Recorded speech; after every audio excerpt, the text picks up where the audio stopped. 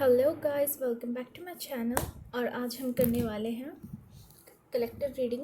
What's going on right now, what is happening in your life right now, कि अभी आपकी life में क्या चल रहा है। So let's get started. तो सबसे पहले कार्ड्स ये आए हैं, एक और बार शफल कर लेते हैं। Okay, that's enough. सो हमारे कार्ड्स आए हैं 10 ऑफ पेंटिकल्स, स्ट्रेंथ, ये जजमेंट का कार्ड रिवर्स्ड है। ये इनको मैं ऐसे ऑर्डर में लगा देती हूँ। Here it is emperor and the sun.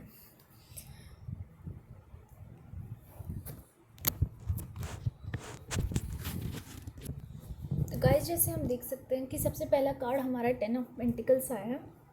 तो ये बहुत ही एक अच्छा कार्ड है। ये एक लॉन्ग टर्म स्टेबिलिटी का कार्ड है, सिक्योरिटी का कार्ड है।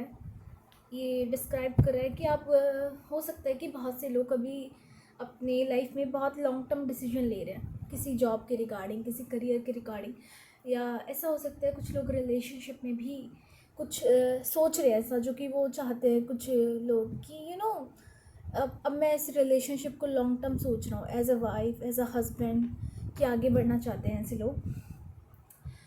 कुछ लोग काफ़ी फोकस कर रहे हो, कुछ बना रहे हो, आप कुछ ना बिल्ड कर रहे हो, समथिंग कुछ तो बना रहे हो।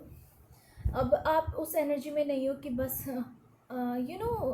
एक वो टेम्परेरी थिंग होती है कि नहीं, टाइम पास वाली चीज़ में नहीं हो।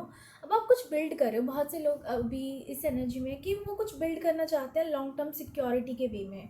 ठीक से यहाँ पे थीम्स नज़र आ रहे हैं फैमिली मैटर्स के, इनहेरिटेंस के, जनरेशनल वेल्थ।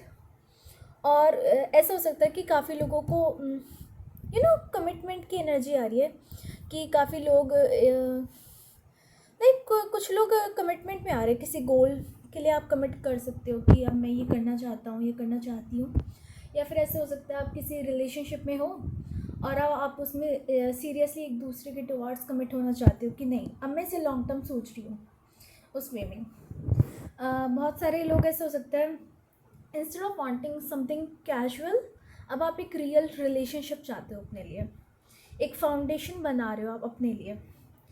फिर दूसरा कार्ड है स्ट्रेंथ का। ठीक है, ये डिस्क्राइब करता है आपका कंट्रोल। यहाँ पे ये वाइब दे रहा है कि इमोशनल कंट्रोल और पेशेंस की। लाइक अभी आप इस फेज़ में हो कि आपको बहुत इंटेंस इमोशंस फील हो सकते हैं किसी चीज़ के रिगार्डिंग, लेकिन आप होल्ड बैक कर रहे हो।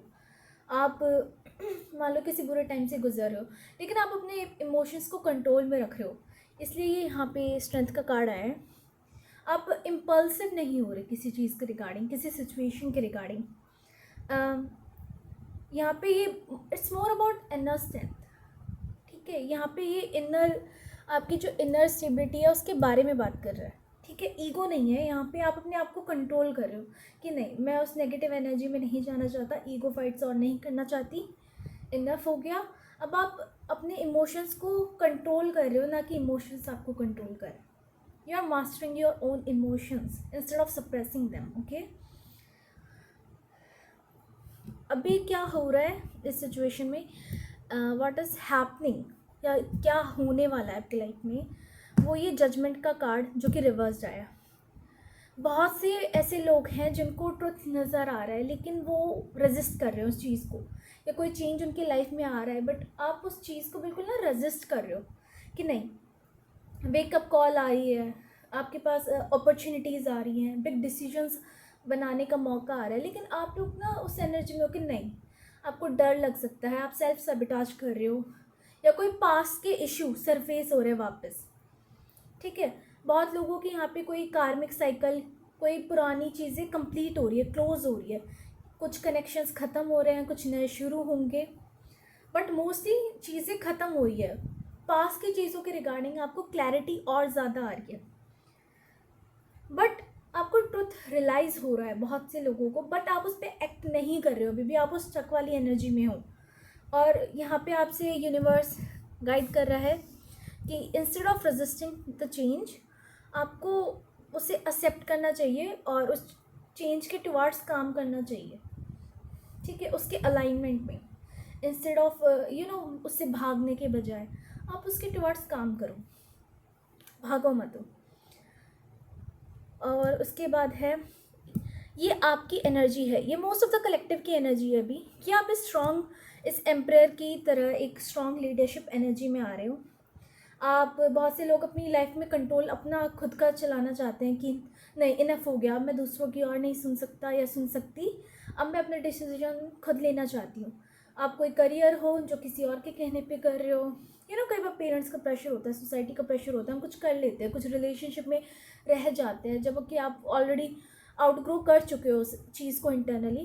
तो बहुत लोग अपनी उस पर सोच रहे हैं, क्लैरिटी आ रही है लोगों को धीरे धीरे कि मैं अपनी लाइफ का कंट्रोल खुद लेना चाहती हूँ।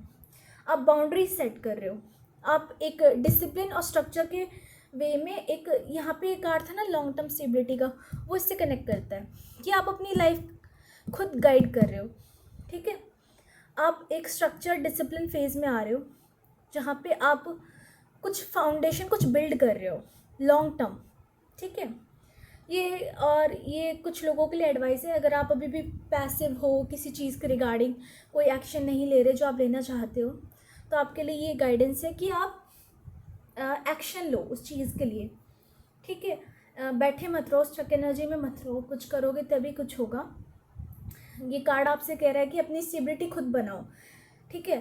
और ये भी है यहाँ पे एडवाइस कि आप इमोशनली मत सोचो, फ़िलहाल आप लॉजिकली सोचो, कि क्योंकि ना किसी भी चीज़ को बनाने के लिए पहले थोड़ा उसमें स्ट्रक्चर होना चाहिए, ठीक है। उसमें पहले अपना लॉजिक दौड़ाओ, उसके बाद आप इमोशंस को वो करो। इसलिए यहाँ पे ये वाला इमोशन कंटेनमेंट का कार्ड है कि एक एनर्जी है कि आपको उसमें रहना है, पहले आप स्टेबिलिटी बनाओ, उसके बाद आप बाकी अपने इमोशनल फुलफिलमेंट के बारे में सोचो। अगर आप पहले इमोशनल फुलफिलमेंट करोगे तो फिर स्टेबिलिटी शायद नहीं आएगी। उसके बाद ये है outcome, the sun card, sorry ये 2 कार्ड साइड आ गए थे। ये है फ्यूचर एनर्जी का बताता है, तो ये सबसे अच्छा कार्ड होता है टैरेट डेक में, जो कि हैप्पीनेस, क्रिएटिविटी, सक्सेस का कार्ड होता है। और एक्चुअली ये एक ट्रुथ रिवीलिंग का भी कार्ड है कि बहुत सारी टाइम से कुछ ना कुछ आपके ऐसे था कि आपको किसी चीज़ के रिगार्डिंग क्लैरिटी नहीं थी, अब आपको कुछ क्लैरिटी नज़र आ रही है, ट्रुथ रिवील हो रहा है किसी सिचुएशन के रिगार्डिंग, किसी रिलेशनशिप के रिगार्डिंग, आपकी कोई इच्छा हो सकती है उसके रिगार्डिंग कि यार मैं इसके लिए नहीं हूँ। हमें कई बार ऐसा लगता है यार कि है ना, ये गोल मेरा है, मैं इसे करना चाहता हूँ या मैं इसे करना चाहती हूँ, बट हमें थोड़ा टाइम बाद 1-2 साल बाद रियलाइज़ होता है कि वो बस कई बार एक डिज़ायर होती है, बट रियल पर्पस हमें फील नहीं होता। तो ये उसका भी कार्ड है कि बहुत लोगों को पता लग रहा है कि वो लाइफ से क्या चाहते हैं, वो क्या बिल्ड करना चाहते हैं, ठीक है। तो ये उसका कार्ड है। तो डिफ़िकल्ट लेसन थे पास में, अब उनके थ्रू आपको अवेकनिंग हो रही है, कुछ लोग उस चीज़ को रेजिस्ट कर रहे हैं, लेकिन थिंग्स फिर भी क्लियर होती नज़र आ रही है, ठीक है। बहुत सारे लोगों की यहाँ पे हीलिंग आ रही है, वो अपनी रिस्पॉन्सिबिलिटीज़ लेना शुरू कर रहे हैं, ठीक है।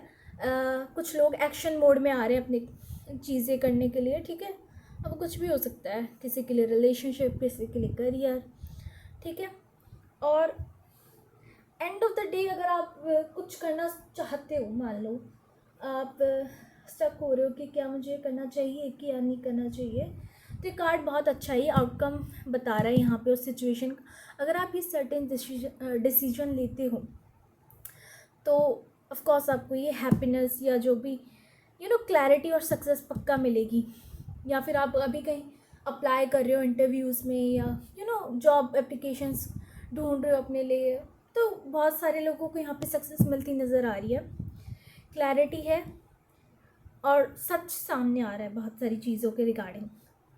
तो ये वही है, कन्फ्यूजन से कुछ लोग कन्फ्यूज़ है, फिर धीरे धीरे क्लैरिटी आ रही है, लेकिन चेंज को भी रेजिस्ट कर रहे हैं, लेकिन बाद में वो समझ रहे हैं इस बात को और अपनी लीडरशिप उसमें आ रहे हैं, वो खुद की स्टेबिलिटी बना रहे हैं और उसके थ्रू ही आपको हैप्पीनेस मिलेगी।